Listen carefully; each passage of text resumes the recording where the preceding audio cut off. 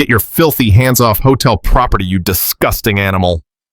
The scream tore through the lobby of the Regency Grand like a gunshot.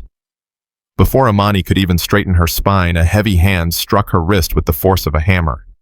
The impact was so sudden, so violent that she lost her footing. She stumbled backward, her expensive running shoes sliding on the freshly polished marble until her lower back slammed hard against the sharp edge of a porcelain planter. Pain exploded in her ribs. The breath left her lungs in a sharp gasp. The white towel she had bent down to retrieve from the floor, a simple act of courtesy to keep the walkway clear, fluttered from her hand and landed on her chest. For a second, the entire hotel lobby went silent. The soft jazz music playing overhead seemed to stop. The chatter of wealthy guests checking in at the gold-plated front desk died instantly. 50 pairs of eyes turned to look at the woman on the floor. Imani blinked, fighting the dizziness. She did not scream. She did not cry out. Her first instinct, honed by 20 years in the brutal world of venture capital, was not panic, but assessment. She looked at her wrist. The skin was already turning red, throbbing in time with her heartbeat, but her eyes moved past the injury to the object sitting just above it. Her Audemars Piguet Royal Oak, a limited edition timepiece worth more than the annual salary of everyone in this room combined, had scraped against the planter. A tiny, almost invisible scratch marred the rose gold case. She slowly looked up.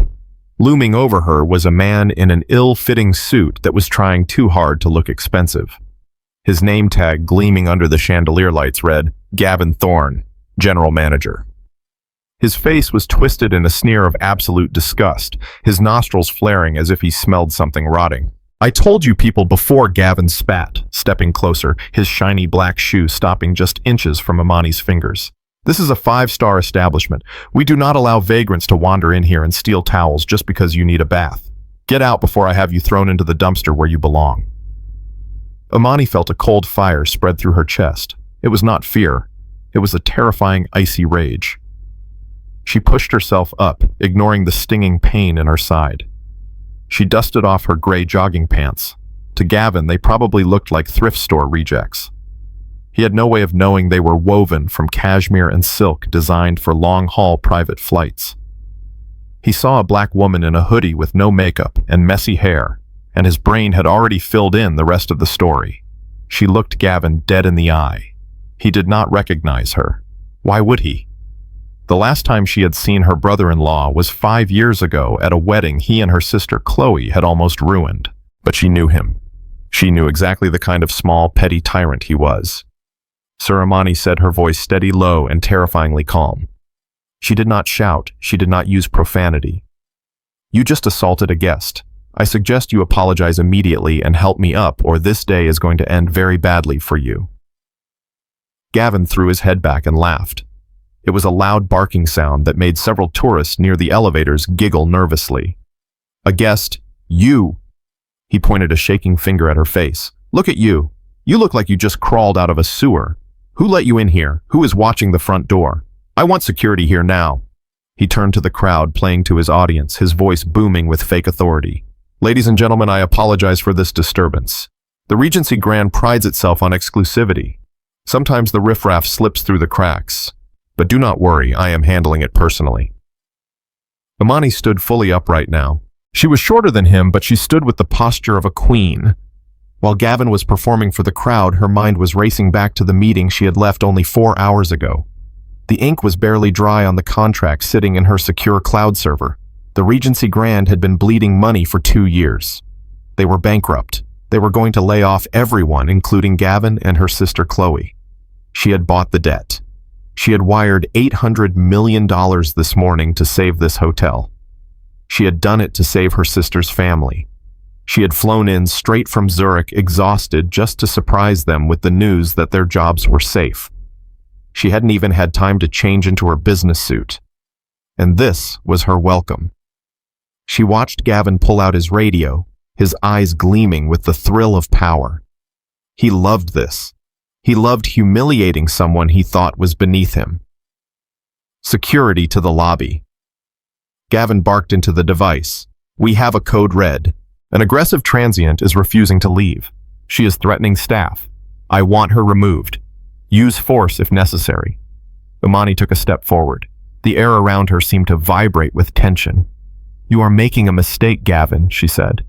And for the first time, she used his name without looking at his badge. A mistake that you cannot afford. I am asking you one last time to check your reservation system. Look for the name Sterling. Gavin froze for a split second. The name seemed to trigger a vague memory, perhaps something his wife mentioned, but his arrogance crushed it instantly.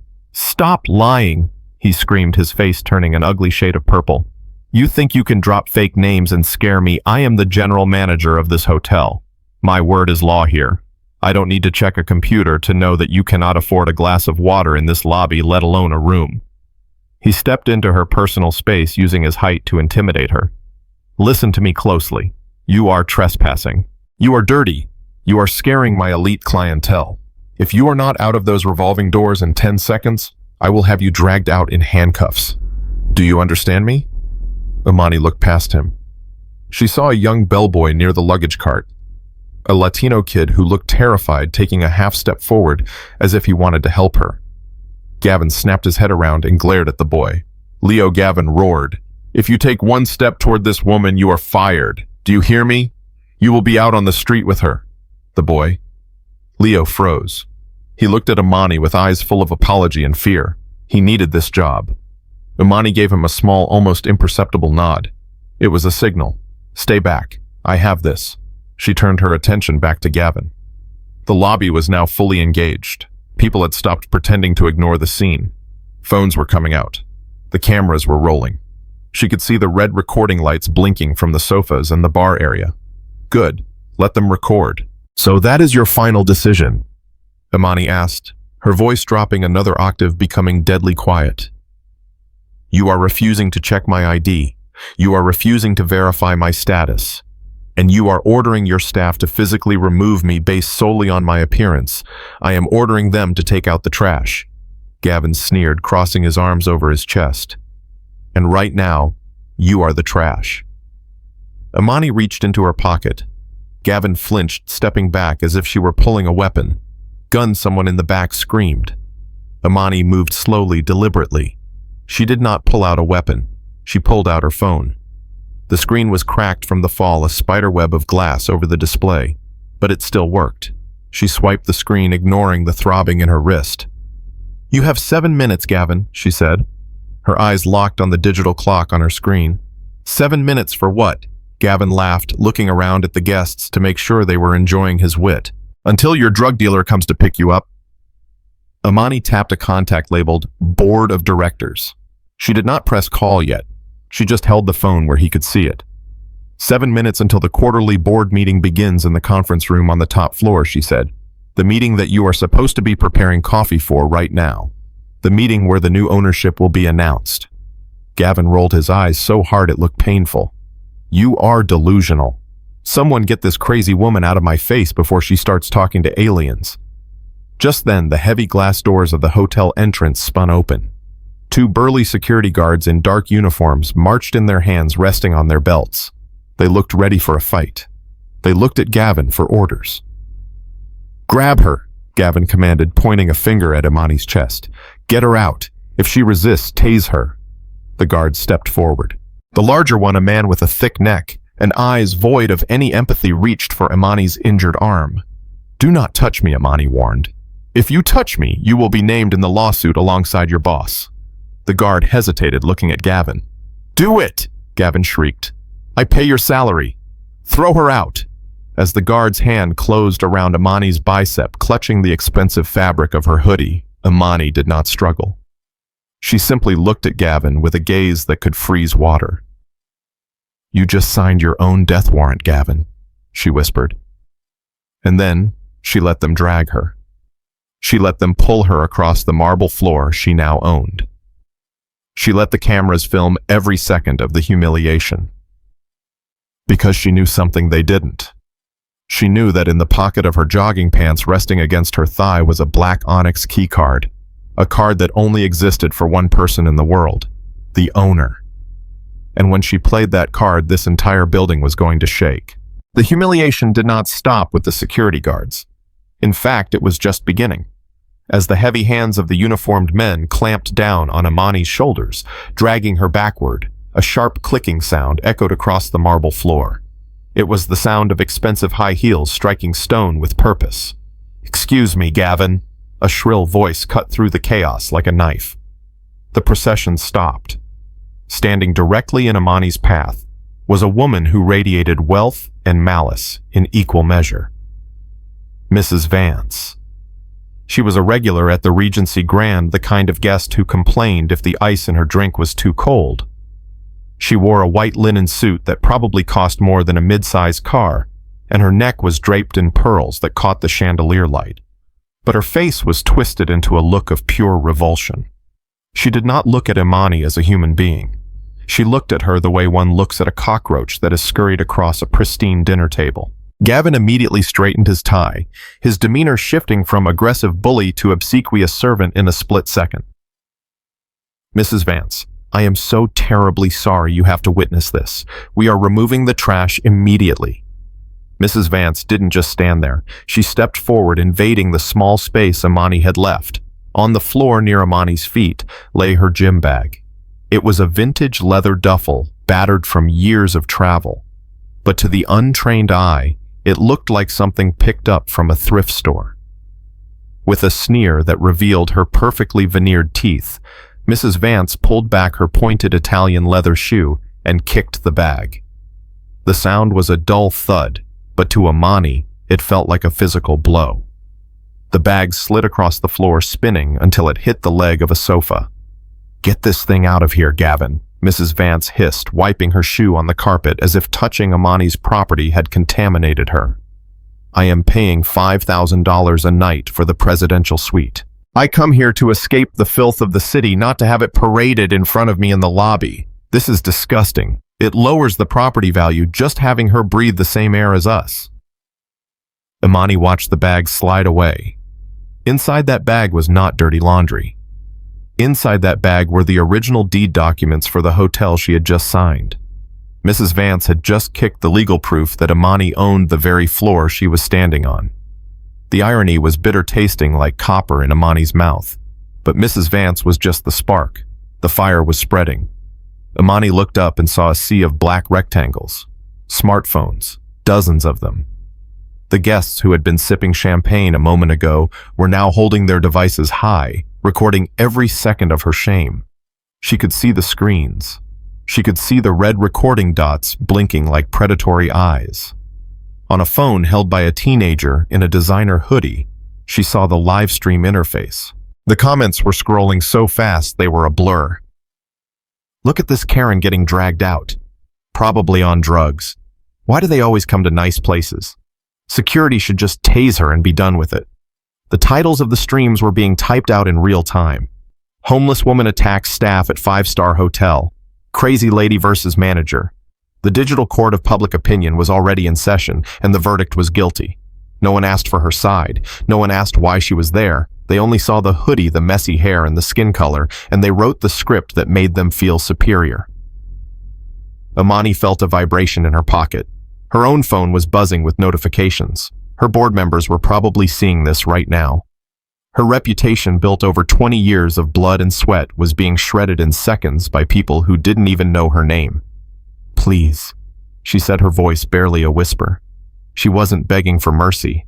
She was giving them one last chance to be human. "Shut up!" Gavin barked, emboldened by Mrs. Vance's support. "You don't get to speak." Suddenly, a blur of movement broke the formation. From the luggage station, a young man sprinted forward. It was Leo, the 19-year-old bellboy with the kind eyes. He couldn't take it anymore. He saw a woman, a mother, being treated like an animal, and his conscience overrode his training. "Stop it!" Leo shouted, his voice cracking with emotion. He rushed past Mrs. Vance, ignoring her gasp of indignation. He reached out, his hands trembling, to grab Imani's arm, not to drag her, but to steady her, to help her stand. "Ma'am, are you okay?" Leo asked, his eyes wide with fear but filled with compassion. "Let her go. She's not fighting back. Can't you see she's hurt?" For a microsecond, time stopped. Imani looked into the boy's eyes. She saw herself 30 years ago, scared, powerless, but brave. Then the hammer fell. Leo Gavin's voice was a thunderclap. He stepped forward, his face turning a dangerous shade of red. He pointed a finger at the boy, a finger that shook with rage. You touch her, and you are done. Do you understand me? Leo froze. His hand hovered inches from Imani's shoulder. You are a trainee. Leo. Gavin spat, his words dripping with venom. You are on probation. You need this paycheck for your mother's medical bills, don't you? I know about your situation. I know you are barely scraping by. The cruelty of the threat hung in the air, heavy and suffocating. Gavin was weaponizing the boy's poverty against his morality. If you help this trash, Gavin continued, lowering his voice to a menacing growl, you can join her. I will fire you on the spot. I will blacklist you from every hotel in the city. You will never work in this industry again. Walk away, Leo. Walk away and keep your mouth shut. Leo's lower lip trembled. Tears welled up in his eyes. He looked at Imani silently, begging for forgiveness. He was just a kid. He couldn't fight the general manager. He couldn't afford to be a hero. Imani saw the heartbreak in his face. She knew that if he helped her, Gavin would destroy him.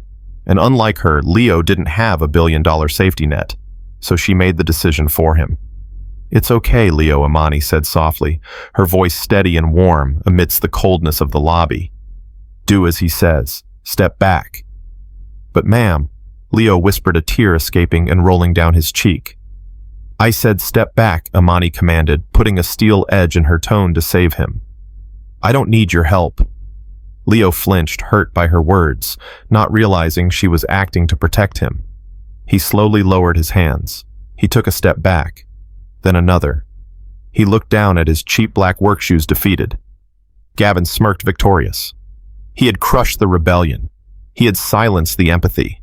He turned back to the security guards, feeling more powerful than ever. See? Even the help knows she's worthless. Get her out of my sight. Now. But Gavin missed one thing. He missed the way Imani was looking at Leo. He missed the silent vow she made in that moment. Gavin thought he had just saved his authority. In reality, by threatening that boy, he had just ensured that his punishment would be absolute. He had turned a business transaction into a personal crusade. Imani let the guards pull her again, but this time she wasn't looking at the floor. She was looking at the elevator doors that were slowly opening behind Mrs. Vance. And out of those doors stepped the person who would drive the final dagger into her heart. The sound of the elevator chime cut through the tension in the lobby like a church bell. Ding. Every head turned. Even Gavin stopped his tirade to look toward the private elevators reserved for VIP guests and executive staff. The brushed steel doors slid open smoothly, revealing a figure that seemed to suck the oxygen right out of the room. It was Chloe. Imani felt her heart slam against her ribs. It was not a beat of fear, but a surge of overwhelming relief. It was the feeling of a drowning woman seeing a lifeboat break through the fog. Chloe stepped out onto the marble floor. She looked magnificent. She was wearing a cream-colored silk blouse that shimmered under the lights, tucked into a high-waisted pencil skirt that screamed designer. Her hair was done in perfect loose waves cascading over her shoulders. On her wrist, she wore a Cartier bracelet. In her hand, she clutched a quilted Chanel handbag. To the crowd, she looked like the epitome of success, the perfect wife of the general manager, the queen of the hotel. But to Imani, she just looked like her baby sister. Imani let out a breath she didn't know she had been holding. The pain in her wrist vanished. The humiliation from the crowd faded. None of it meant anything anymore because Chloe was here. Chloe would fix this. Chloe knew the truth. Imani took a step forward, her eyes locking onto her sister's face. She didn't care about the security guards anymore. She didn't care about Gavin. She just needed her family. Chloe, Imani called out, her voice trembling with raw emotion. Thank God you are here. Please tell them. Tell your husband who I am. The lobby went silent. The live stream comments paused.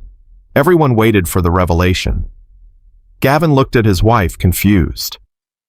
Mrs. Vance raised an eyebrow, judging the newcomer. Leo, the bellboy, looked up with a glimmer of hope. Chloe stopped walking. She stood about 10 feet away from Imani. The distance felt like an ocean. She looked at Imani. Her eyes traveled slowly from Imani's messy hair down to her gray hoodie, past the sweatpants, and down to the running shoes. It was a cold, calculating assessment. In that split second, 1,000 images flashed through Imani's mind. She remembered the night Chloe called her crying because she had been accepted into Spelman College but couldn't afford the tuition.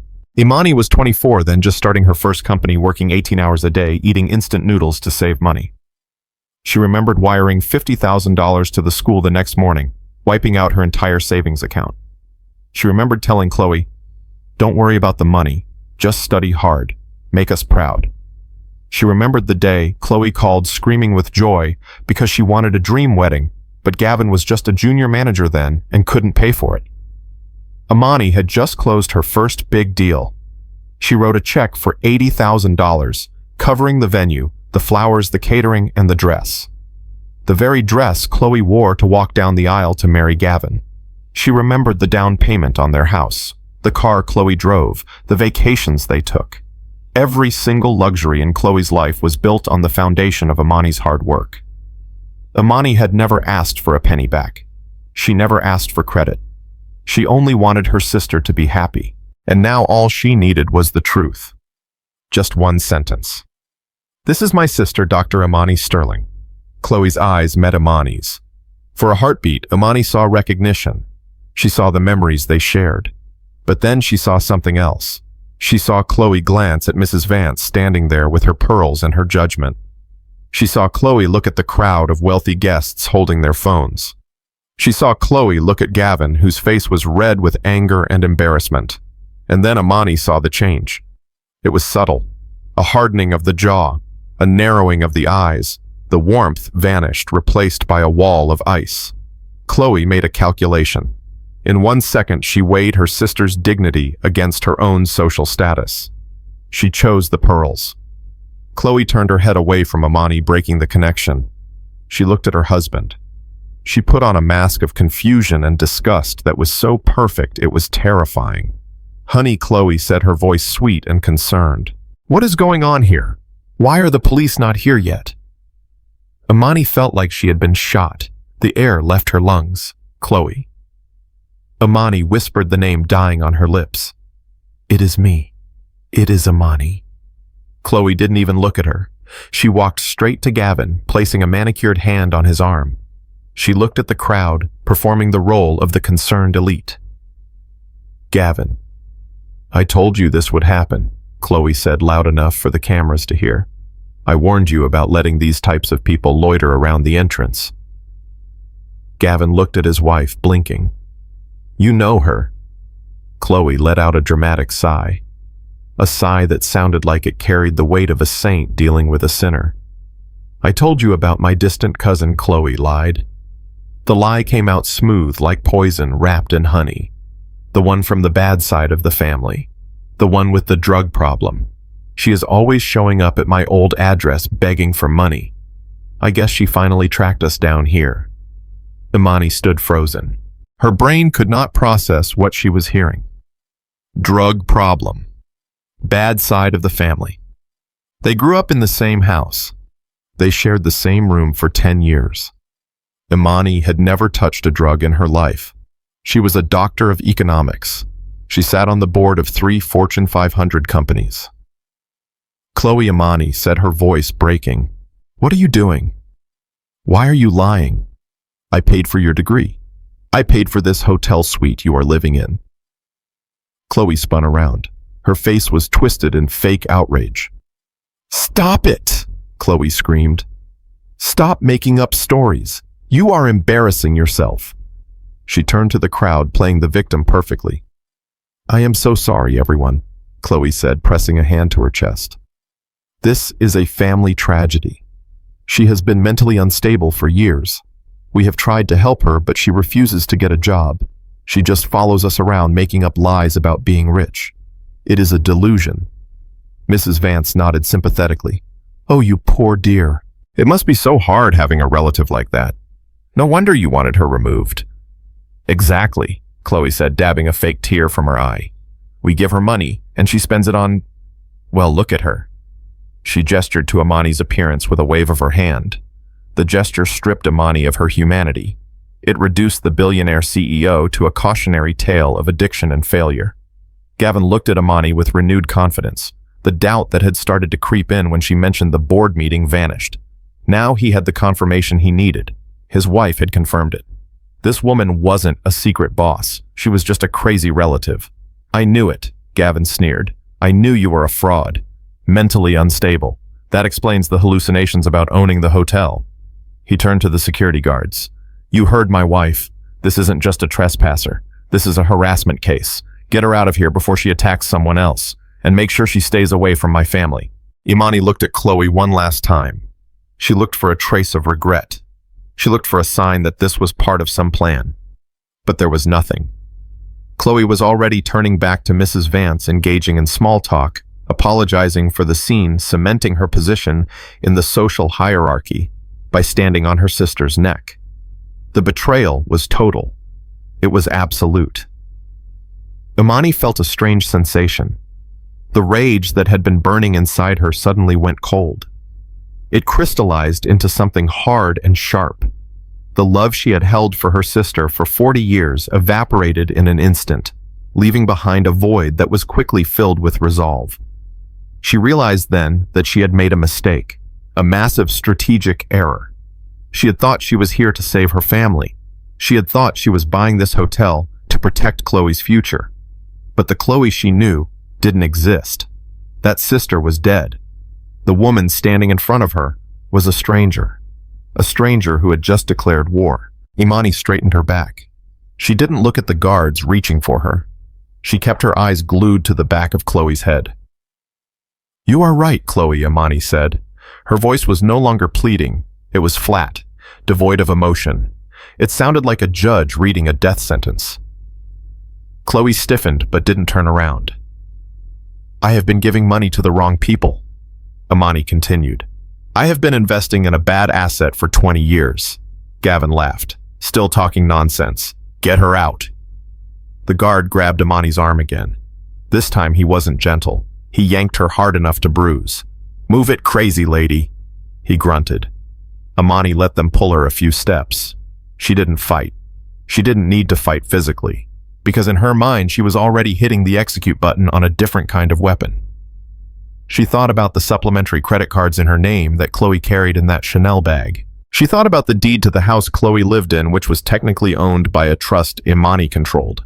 She thought about the employment contract for the general manager position, which required the approval of the majority shareholder. Chloe had just chosen status over blood. She had chosen a lie over the truth. Imani watched her sister laughing with Mrs. Vance, pretending that the woman being dragged away meant nothing to her. "Okay," Imani whispered to herself. "You want to be strangers? We can be strangers. But you are about to learn that strangers don't get the family discount." She looked at the phone still clutched in her hand. The 7-minute timer was down to 2 minutes. The board meeting was about to start, and Dr. Imani Sterling was done being the sister. It was time to be the CEO. "Get me the police, now!" Gavin's voice boomed across the lobby, echoing off the high vaulted ceilings. He wasn't speaking to anyone in particular, but the command was absolute. He pulled out his own cell phone, his fingers trembling slightly, not from fear, but from the adrenaline of power. He dialed 911 and put the phone to his ear, staring directly at Imani with a look of triumphant malice. Imani stood perfectly still between the two security guards. The grip on her arms was tight, painful, but she didn't flinch. She watched Gavin. She watched the way his eyes lit up as the operator answered. She knew this script. She had seen it played out on the news 1,000 times. A black person in a white space. A white authority figure feeling threatened. A phone call that turns a misunderstanding into a tragedy. "Yes, hello," Gavin said into the phone, his voice suddenly shifting into a pitch of panicked victimhood. "I need officers at the Regency Grand Hotel immediately. We have a violent intruder in the lobby." Imani's eyes narrowed. Violent. She hadn't raised a hand. She hadn't raised her voice. She had been the one slapped. She had been the one shoved. But Gavin was painting a picture for the dispatcher that would ensure the police arrived with their guns drawn. "She is aggressive." Gavin continued pacing back and forth in front of her. "She has attacked a staff member. She is refusing to leave. I believe she may be under the influence of narcotics. She is screaming and threatening guests. It was a masterclass in character assassination. Within 30 seconds, Gavin had turned Dr. Imani Sterling, one of the most powerful venture capitalists in North America, into a dangerous junkie. Imani knew she had to act. Not fight, not scream, but record. She needed a timestamp. She needed proof that she was calm, compliant, and lucid before the flashing lights arrived outside. Slowly, deliberately, she moved her right hand toward the pocket of her hoodie. Gavin screamed, dropping his act and jumping back behind the security guard. She's reaching for something. The guard on Imani's right tightened his grip, twisting her arm behind her back. "Don't move," the guard shouted. "I am getting my phone," Imani said, her voice calm and clear, cutting through the hysteria. "I am calling my lawyer." She managed to pull the device out. It was a sleek, high-end smartphone, the kind used for encrypted corporate communication. Her thumb hovered over the unlock screen. Gavin didn't wait. He saw the phone not as a communication device, but as a weapon. A weapon that could record his lies. A weapon that could expose him. He lunged forward. With a swipe of his hand driven by pure rage, he slapped the phone out of Imani's grip. The device flew through the air. It spun in a slow arc before crashing face down onto the marble floor. The sound of cracking glass was sickeningly loud. There was a collective gasp from the crowd. Smashing someone's property was a step too far, even for some of the guests who had been siding with Gavin. It was violent. It was messy. Gavin stood over the fallen phone, breathing heavily. He looked at the shattered screen, then back at Imani, challenging her to do something about it. "Oops," Gavin sneered, not even trying to sound apologetic. "It slipped. Just like you are about to slip into a jail cell." Imani looked at the phone. The screen was spiderwebbed with cracks. Bits of glass littered the floor. But she saw a faint green light blinking in the corner. The notification light. It was still alive. The internal processor was still running. And the time. She didn't need to see the screen to know what time it was. Her internal clock, calibrated by years of trading floor pressure, was ticking down. She looked up at Gavin. Her face was a mask of terrifying serenity. Most people, when their phone is smashed and the police are called, would cry. They would scream. They would beg. Imani did none of those things.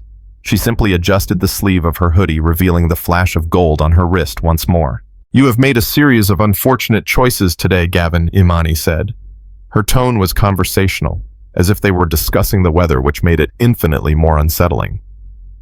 "Shut up," Gavin snapped. "The police are 2 minutes away. Save your breath for your mugshot." Imani took a small step forward.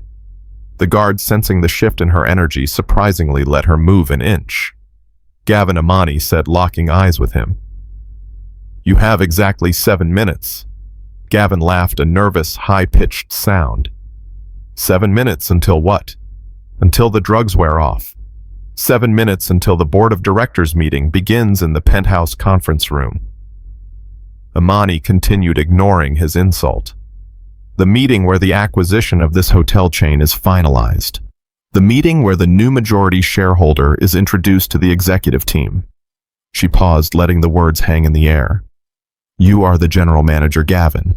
You are supposed to be in that room pouring coffee and presenting the quarterly loss reports. Instead, you are down here assaulting the person who signs your checks." For a second, a flicker of doubt crossed Gavin's face. The detail was too specific. How did she know about the meeting? How did she know it was in the penthouse? How did she know about the acquisition? But his ego, fed by years of unchecked power in this hotel, pushed the doubt away. He looked at his wife Chloe, who was standing by the elevator looking bored and annoyed. If this woman was real, surely her own sister would know. But Chloe had called her a junkie. Chloe had disowned her. Gavin's confidence returned stronger than before. "You are a good storyteller, I will give you that." Gavin mocked, clapping his hands together slowly. "But you are delusional." The board of directors. The new owner. He laughed, shaking his head. "Let me tell you something about the real world, honey," Gavin said, stepping into her personal space again. "In the real world, people like you don't own hotels. People like you clean them. People like you get arrested in them." He spread his arms wide, gesturing to the opulent lobby, the crystal chandeliers, the gold leaf molding. "I am the king here," Gavin declared. "This is my kingdom, and in my kingdom I decide who stays and who goes. I decide what is true, and right now the truth is that you are a criminal." He leaned in close, his voice a whisper, meant only for her. "And by the time the police are done with you, by the time I file the assault charges, you won't be able to get a job scrubbing toilets at a gas station. I will ruin you." Imani didn't blink. She didn't retreat. She looked deep into his eyes, searching for a soul, and finding only insecurity, masked as arrogance. "Then you better make sure those handcuffs are tight, Gavin," Imani whispered back. "Because if my hands are free for even 1 second when that clock hits 0, your kingdom is going to burn to the ground." While Gavin was busy gloating, the atmosphere in the lobby was beginning to shift. The guests were still filming, but the energy was changing. Near the fountain, a young man with bleached blonde hair and a heavy camera rig was broadcasting live. This was Jax, a sneakerhead influencer with 4 million followers on TikTok. He had been filming a review of the hotel lobby when the commotion started. Initially, Jax had been laughing along with the chat, mocking the drama. But as he zoomed his high-definition lens in on the action, something caught his eye. "Yo, chat, hold up," Jax said into his microphone, his voice losing its mocking tone. "Wait a minute. Zoom in. Enhance that." He pointed his camera at Imani's feet. The gray running shoes she was wearing looked nondescript from a distance. But through the 4K lens, the details popped. The unique stitching. The lack of a major brand logo. The material that looked like woven clouds. "Guys," Jax whispered, his eyes widening as he read the incoming comments. "Are you seeing what I am seeing? Those aren't Skechers. Those are the Loro Piana modular walks." He glanced at the stream of comments flying up his screen. "User Sneaker King 99. That's the unreleased colorway. Only 50 pairs made." User Fashion Killa. "Those shoes cost $5,000 retail. Resale is like 12K. User Woke Bay. Why is a homeless woman wearing $12,000 shoes?" Jax panned the camera up. He focused on the moment Imani's sleeve slipped. The flash of rose gold. The octagonal bezel. "No way," Jax breathed. "Chat. Tell me that's a fake. Tell me that's a dupe." User Watch Guy NYC. "That's a royal oak. Rose gold. Blue dial. That's a 6-figure watch." User Lawyer Up. "Who brings a 100K watch to a hotel fight?" Jax looked up from his screen. He looked at Imani, really looked at her. He saw the way she stood, the posture, the calmness. The way she spoke to Gavin, not with fear, but with the exhausted patience of a parent scolding a toddler. "Something is wrong here," Jax said to his millions of followers. "The narrative isn't mathing, guys. Gavin, the manager, is acting like a maniac. But she looks like she's bored." He started walking closer, pushing past the other guests who were still jeering. "Yo," Jax shouted, trying to get Gavin's attention, but more importantly, trying to shift the room's energy. "Why is she wearing shoes that cost more than your car, bro?" Gavin didn't hear him.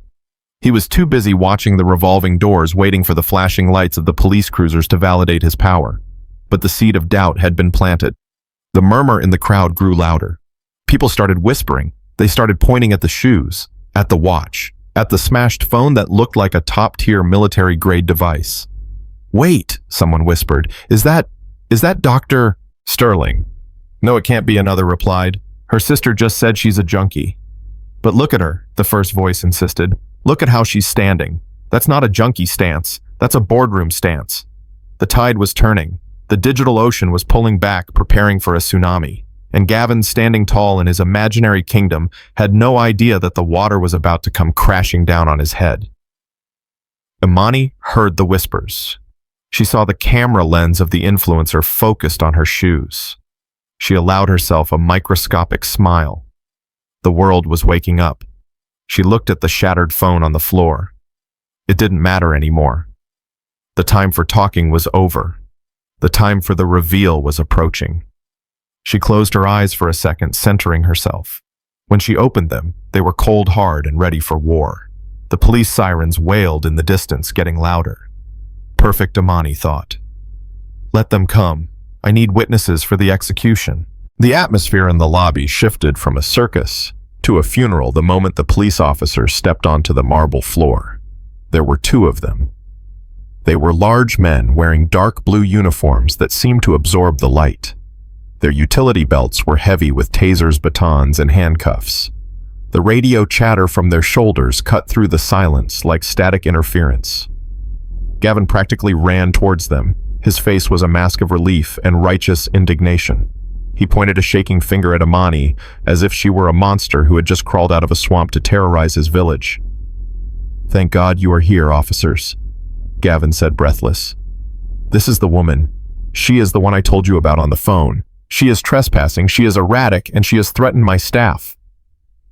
The lead officer, a tall man with a buzz cut and eyes that had seen too much trouble in this city, looked at Imani. He didn't see a CEO. He didn't see a visionary investor. He saw a black woman in a hoodie standing in a place where she didn't look like she belonged. He saw a problem that needed to be solved so he could go back to his patrol.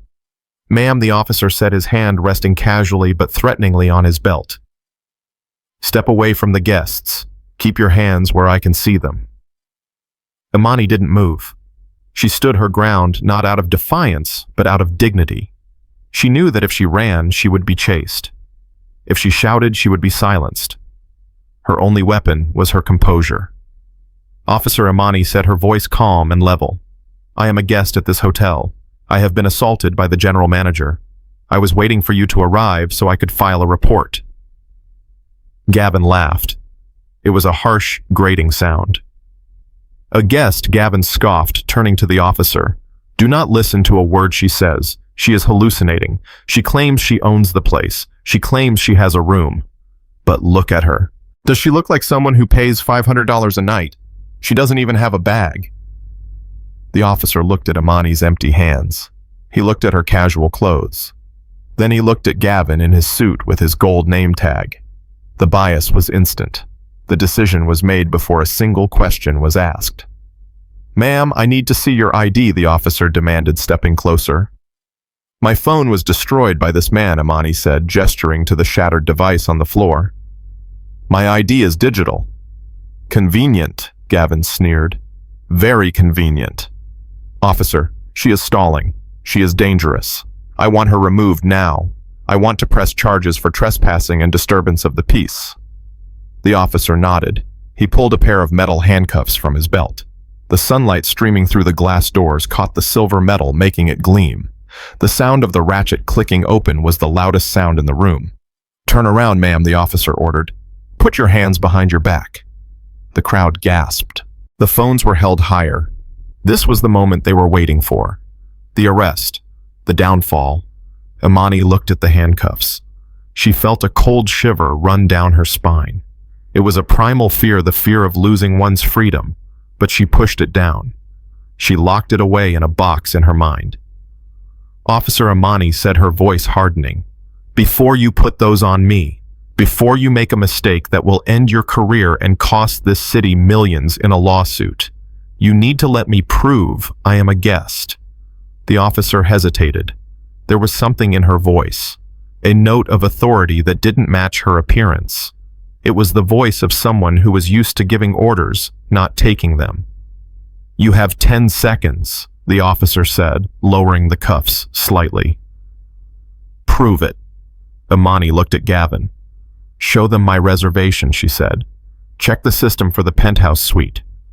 Gavin rolled his eyes. He looked at the officers with an expression of exhausted patience. "She doesn't have a reservation, officers. I am the general manager. I know every VIP in this building. If she had the penthouse, I would know. She is lying." "Check it," Imani insisted. "Or are you afraid of what you will find?" Gavin's face turned red. "Fine." He walked over to the nearest computer terminal at the concierge desk. He stabbed at the keyboard aggressively, performing for the audience. He typed in her name, Imani Sterling. The screen blinked. Gavin stared at it. His eyes widened for a fraction of a second. There was a reservation for the entire top floor. But Gavin's brain couldn't process it. It had to be a glitch. Or maybe she was a hacker. Or maybe it was a different Imani Sterling. It couldn't be this woman. It couldn't be the woman he had just slapped. Because if it was, then his life was over. So he did what cowards do. He doubled down on the lie.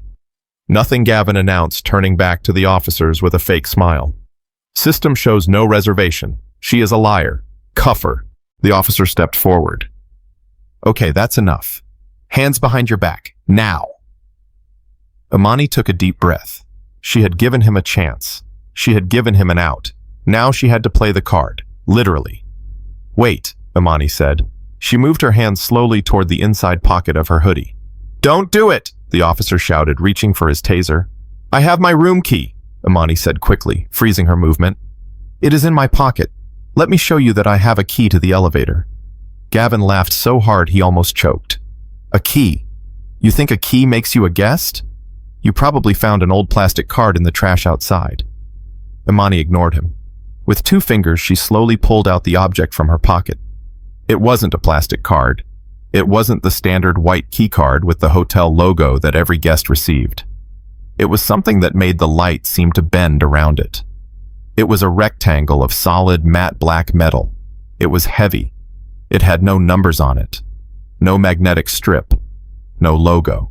Just a single small chip embedded in the center that glowed with a faint pulsating violet light.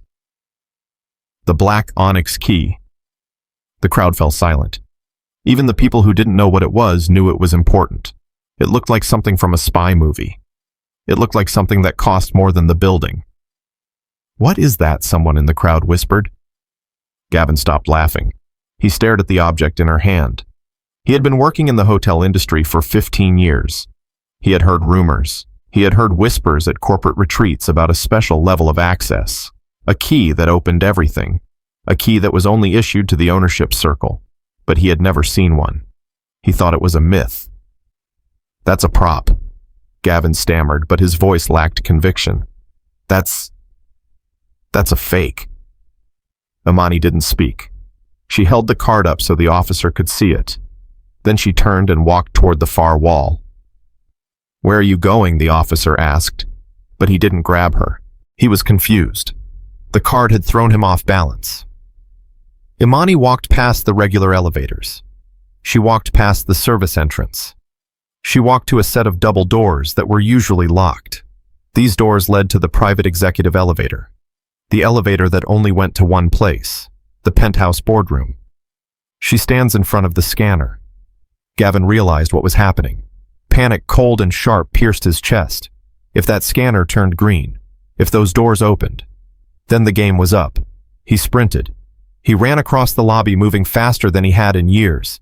He threw himself in front of the elevator doors, blocking the scanner with his body. Stop!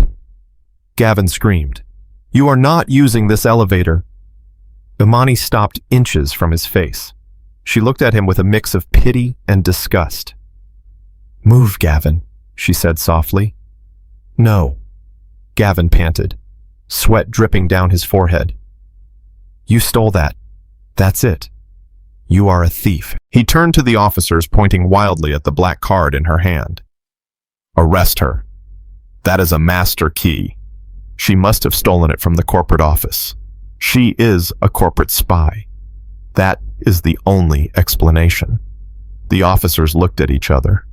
A master key. A corporate spy. The story was getting more complicated by the second, but theft was a charge they understood. Ma'am, the officer said, stepping up behind her. If that is a master key, you are in possession of stolen property. You need to hand it over. Imani looked at Gavin. She saw the desperation in his eyes. He knew. Deep down, he knew. But he was fighting for his survival. I didn't steal it, Imani said, her voice echoing in the silent lobby. I earned it. She stepped to the side, moving around Gavin's trembling body. Before he could block her again, she reached out and tapped the heavy black card against the glass panel of the elevator. The machine didn't just beep. It sang. A soft harmonic chime filled the air. The panel lit up, not with a green light, but with a deep royal purple. A robotic voice, smooth and sophisticated, spoke from the overhead speakers. Welcome home, Dr. Sterling.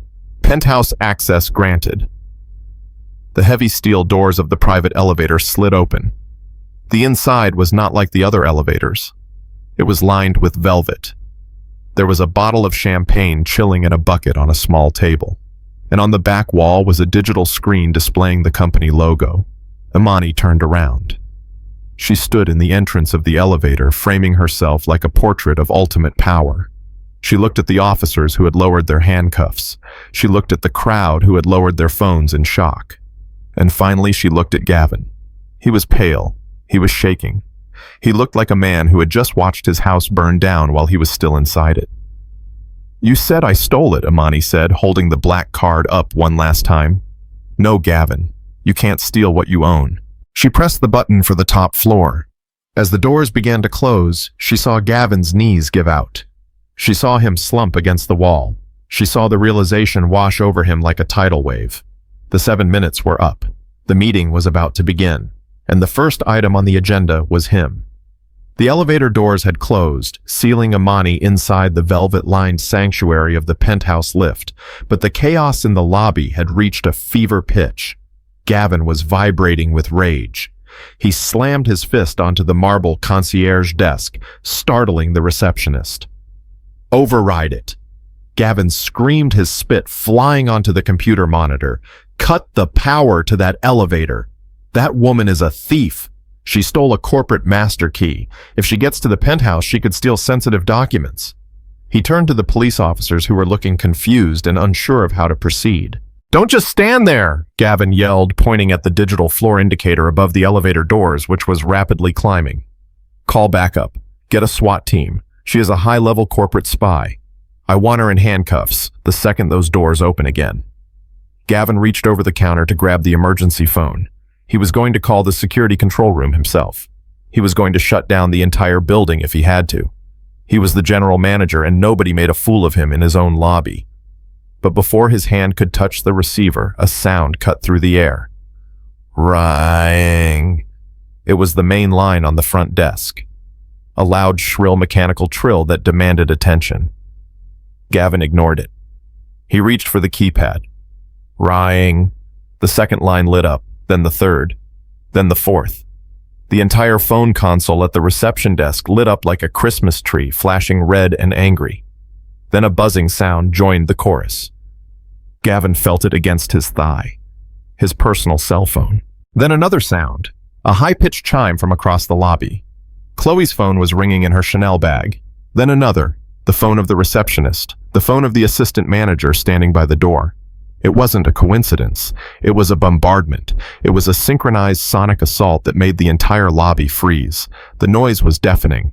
It felt like the air pressure in the room had suddenly dropped, signaling an approaching storm. Gavin paused, his hand hovering over the desk phone. He looked at the receptionist, who was staring at the blinking lights in terror. "Answer it," Gavin barked. The receptionist picked up the receiver with trembling hands. She listened for 1 second, and her face went completely pale. She looked at Gavin with wide, terrified eyes. "Sir," she whispered, holding the phone out like it was a live grenade. "It is for you." "Who is it?" Gavin snapped, snatching the receiver from her hand. "Is it security?" "It is the chairman," she squeaked. Gavin froze. The chairman. James Sterling. The legendary founder of the Sterling Empire. The man who hadn't visited this hotel in 10 years. Gavin felt a surge of adrenaline. This was it. The chairman must have seen the security alert. He was calling to authorize the arrest. He was calling to praise Gavin for catching the spy. Gavin looked at the crowd. He looked at the police officers. He looked at the influencers recording him. He saw an opportunity to regain his dominance. He wanted everyone to hear this. He wanted them to hear the big boss taking his side. He pressed the speakerphone button. Mr. Sterling, Gavin said, his voice booming with self-importance. "Thank God you called. We have a crisis." He puffed out his chest, projecting his voice so the back of the room could hear. "I am currently handling a frantic situation," Sir Gavin continued, cutting off the silence on the other end. "A deranged woman has infiltrated the lobby. She is violent. She assaulted me, and she has stolen a Black Onyx keycard. She is heading to the penthouse as we speak." Gavin paused, waiting for the validation. He smiled at the police officers, giving them a look that said, "I told you so." But the voice that came out of the speaker was not praising him. It was a voice that sounded like grinding rocks. It was deep cold and carried the weight of $1 billion. Gavin Thorne. The voice rumbled, filling the silent lobby. Yes, sir, Gavin said, confident. I have the police here. We are about to... Shut your mouth, Gavin. The command was not shouted, but it hit Gavin harder than a physical blow. The smile dropped from his face. The crowd leaned in. The silence was absolute. You are not handling a crisis, the voice continued. You are the crisis. Sir Gavin stammered, confusion clouding his eyes. I don't understand. The woman you just slapped, the voice interrupted, is not a thief. She is not a spy. And she is certainly not deranged. There was a pause that stretched for an eternity. You are speaking about Dr. Imani Sterling, my daughter. The words hung in the air, heavy, impossible.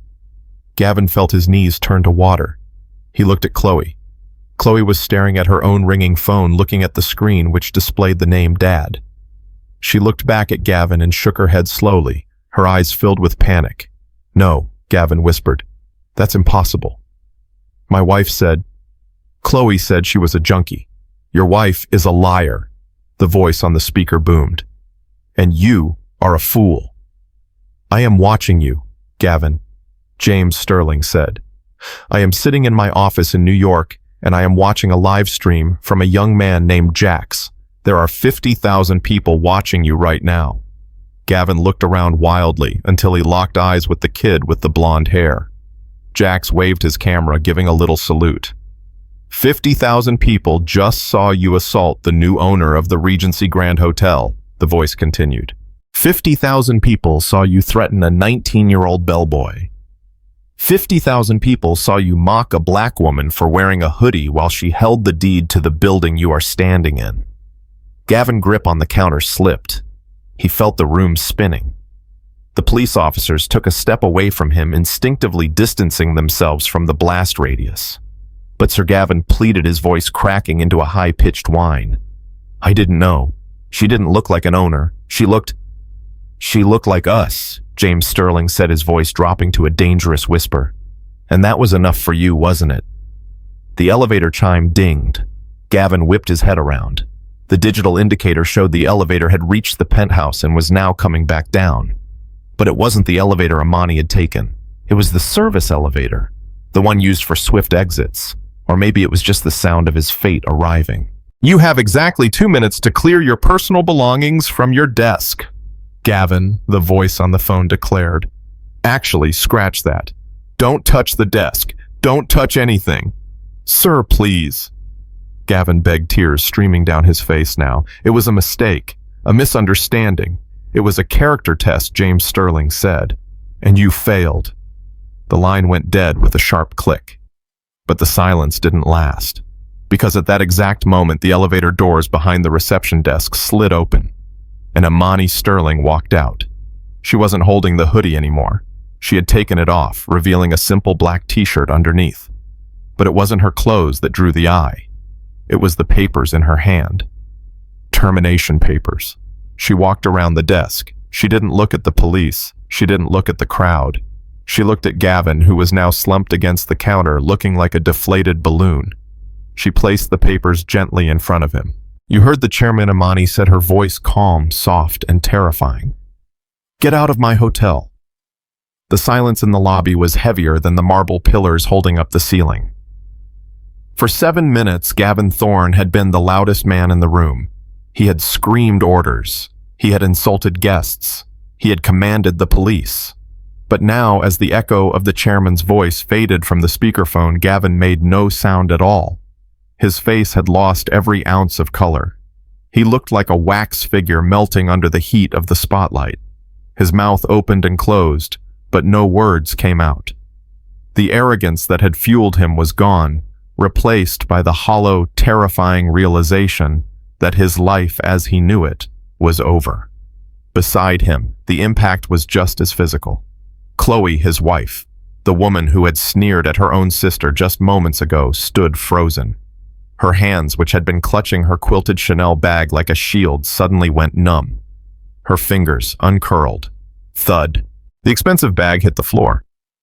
The sound was not loud, but in the dead silence of the lobby, it sounded like a gavel striking a judge's bench.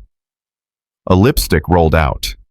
A gold compact mirror slid across the tiles, stopping at Imani's feet. Imani did not look down. She stepped over the debris of her sister's vanity.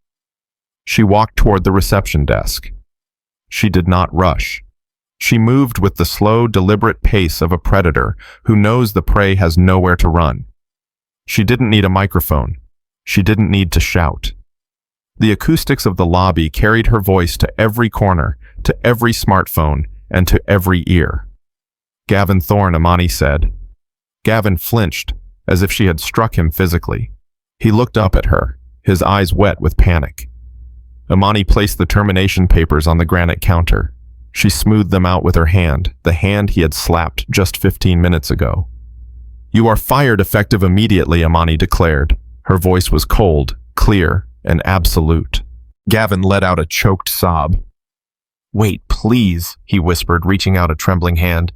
"We can discuss this. I have rights. I have a contract. You have nothing," Imani cut him off. "You breached Article 4 of your employment agreement.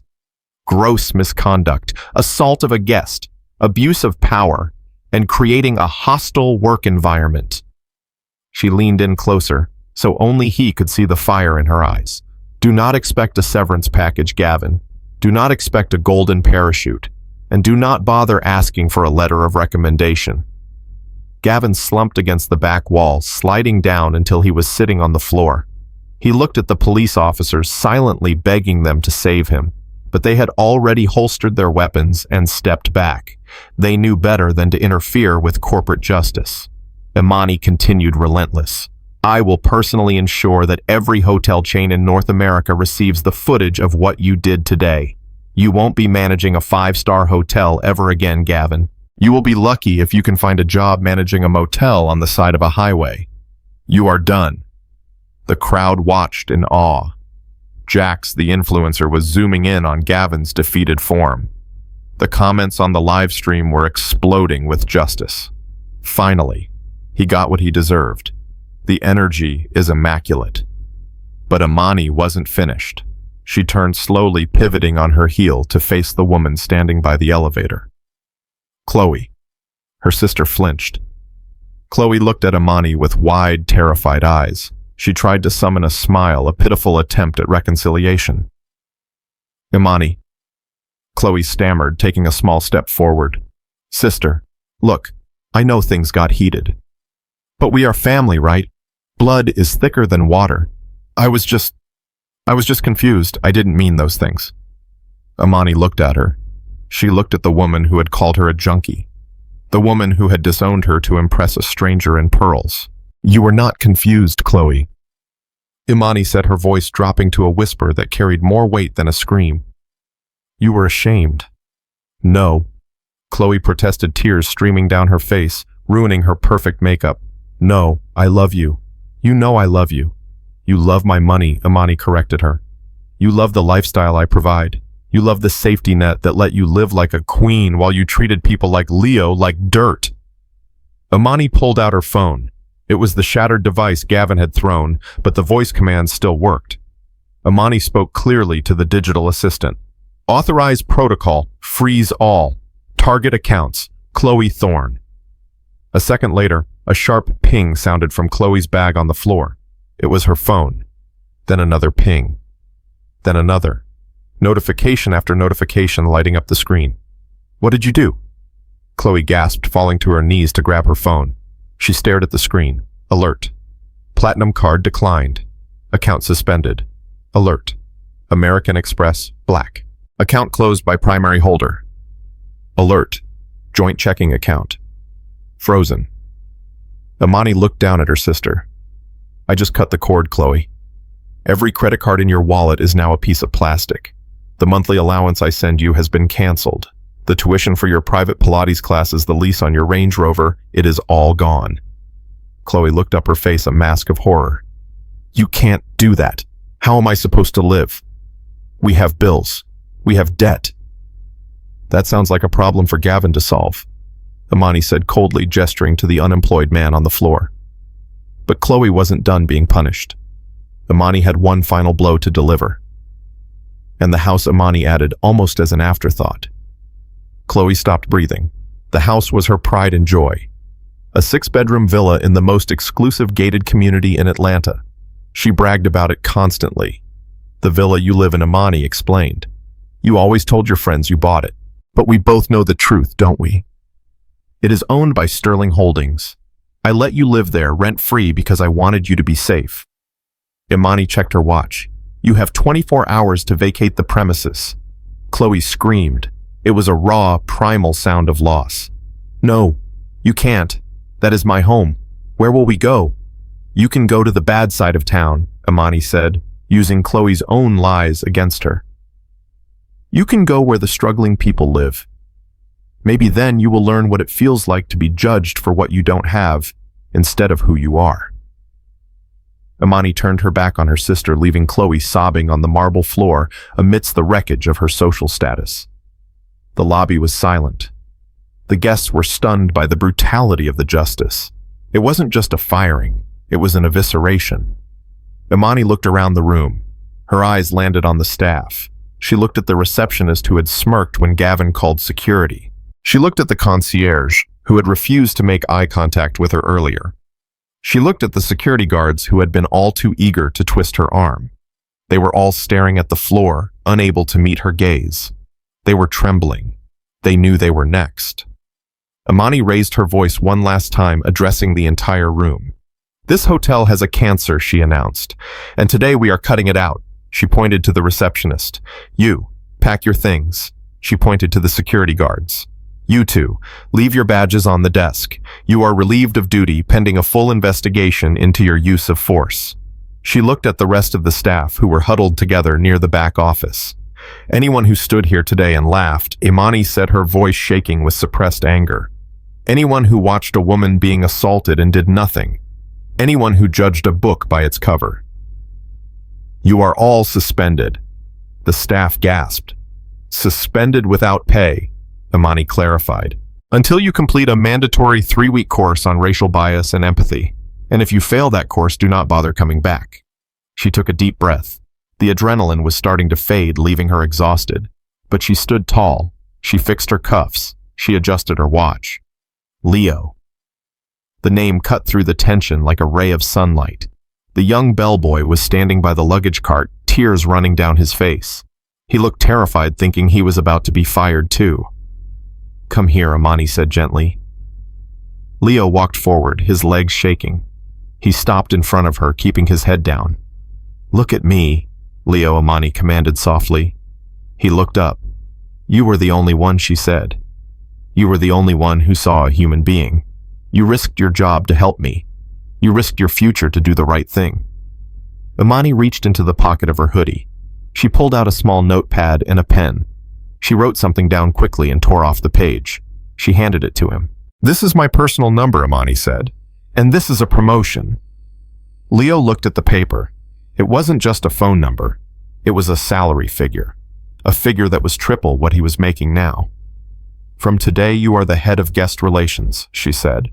I need someone at the front door who has a heart. I need someone who treats a janitor with the same respect as a CEO. Leo stared at her, unable to speak. Thank you, he whispered. Thank you, ma'am. Don't thank me, Imani said, smiling for the first time. You earned it. She turned back to the elevator. The private elevator. She tapped the Black Onyx card again. The purple light glowed. The doors opened. As she stepped inside, leaving the chaos, the crying sister, the ruined manager, and the cheering crowd behind her, she looked straight into the camera lens of the influencer. She didn't wave. She didn't smile. She just gave a small nod. Be kind, she said. You never know who you are talking to. The doors closed. The lobby erupted. Applause broke out. Real, genuine applause. The guests who had been filming started cheering. Jax was shouting into his microphone about the greatest payoff in history. But inside the velvet elevator, Imani Sterling finally let her shoulders drop. She leaned her head against the cool mirrored wall. She closed her eyes. It was done. Justice was served. But as the elevator rose, taking her to the penthouse, where she would reshape the future of the company, she felt a single tear roll down her cheek. She had won the war, but she had lost her sister, and that was the price of power. The chaos of the firing had settled into a heavy, terrified silence. The staff members who had been suspended were quietly gathering their belongings. Their heads hung low in shame. The police officers were standing by the door waiting for orders. But amidst the wreckage of careers and egos, there was one person who was still trembling with fear. Leo, the 19-year-old bellboy, was gripping the handle of the brass luggage cart so hard his knuckles were white. He watched Imani approach him. He didn't see the benevolent owner. He saw a powerful force that had just decimated the entire management team. He thought he was next. He thought about his mother's medical bills. He thought about the rent due on Friday. Imani stopped 3 feet away from him. She saw the terror in his eyes. It broke her heart. This was what toxic leadership did. It made good people afraid to exist. "You are trembling," Imani said softly. Her voice had lost the razor-sharp edge it held moments ago. Now it was warm, maternal. Leo swallowed hard. "I am sorry, ma'am," he whispered, looking at his cheap black shoes. "I didn't mean to interfere. I couldn't watch them hurt you." Imani smiled. It was a genuine smile that reached her eyes. "You have nothing to apologize for," she said. "In fact, you are the only person in this entire building who should be standing tall right now." She took a step closer. "What is your name again, young man?" "Leo, ma'am," he replied. "Leo Martinez." Imani nodded slowly, recording the name in her mind alongside her most trusted partners. "Leo," she said. "Do you know why I bought this hotel?" Leo shook his head. "No, ma'am." "I bought it because it was broken," Imani said, looking around the opulent lobby. "The chandeliers are real crystal. The floors are real marble. But the soul of this place was rotten. Gavin and my sister, they built a culture of exclusivity. They thought luxury meant keeping people out. They thought dignity was something you only gave to people with platinum credit cards." She looked back at him. "But you, Leo, you saw a woman in a hoodie being attacked. You didn't check my bank account. You didn't ask for my resume. You just saw a human being in pain, and you stepped forward. You risked the only thing you had your job to protect a stranger." Leo looked up, tears welling in his eyes again. "It was the right thing to do," he said simply. "And that is why you are exactly what this company needs," Imani declared.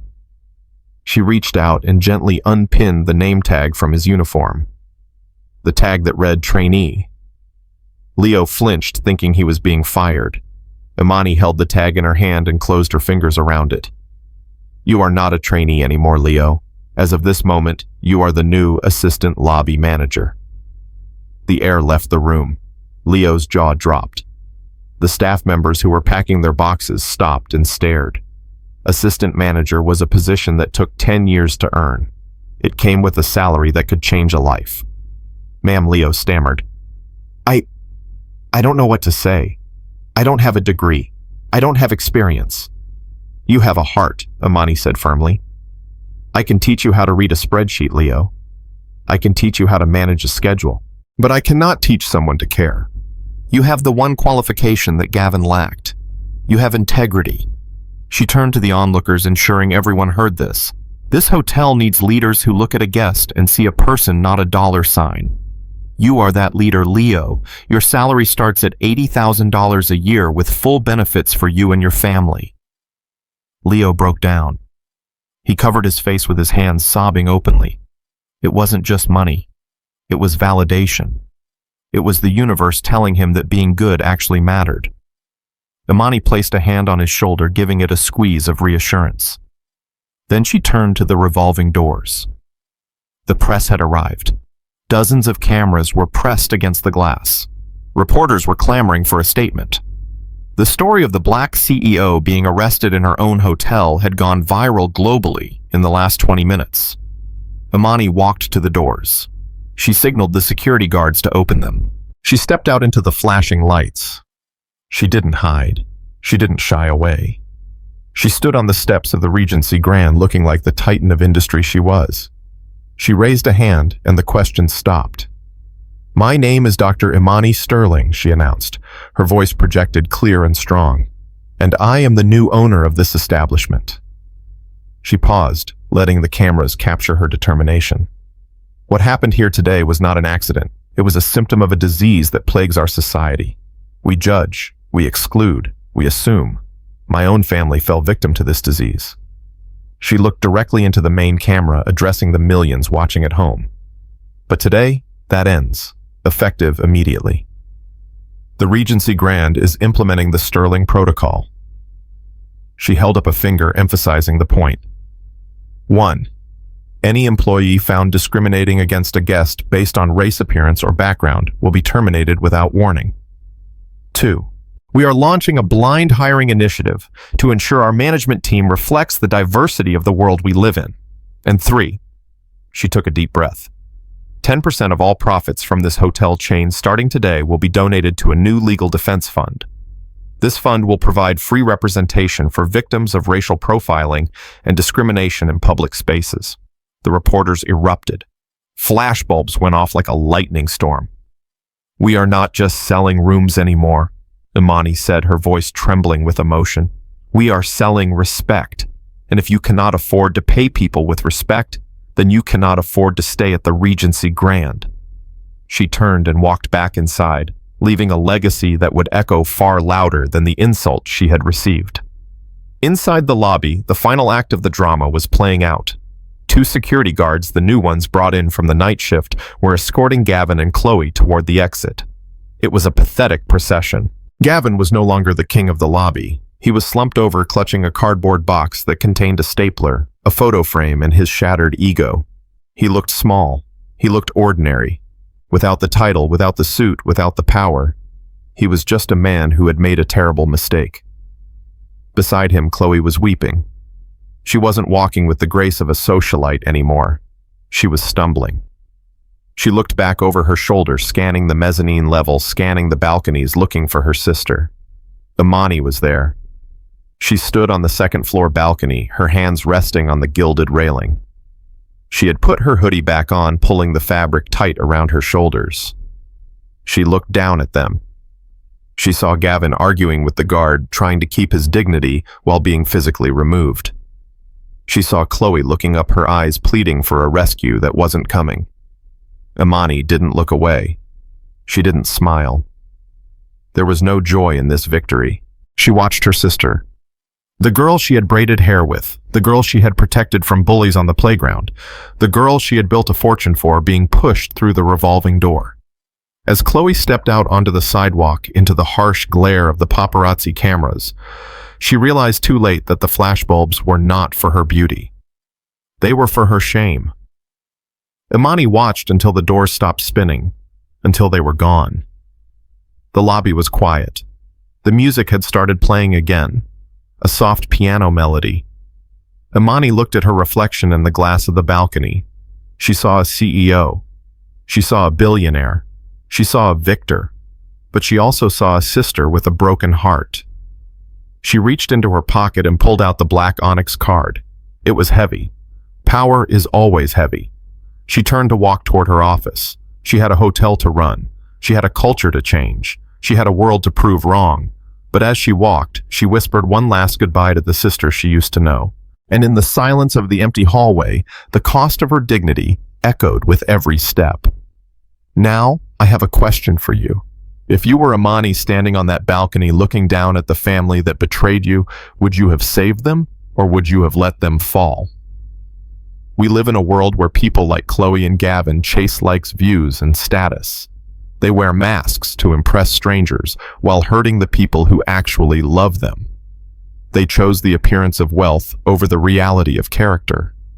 But look where it got them. Imani proved that true power doesn't need to scream. True wealth isn't what you wear, it is how you treat the person who can do nothing for you. If this story touched you, if you believe that integrity is worth more than a Chanel bag, then do me a favor. Hit that like button. Share this story with someone who needs to be reminded of their worth. And subscribe to our channel. Because here we don't just tell stories. We build a community where everyone has a seat at the table. My name is Imani Sterling, and this is my legacy. What will yours be?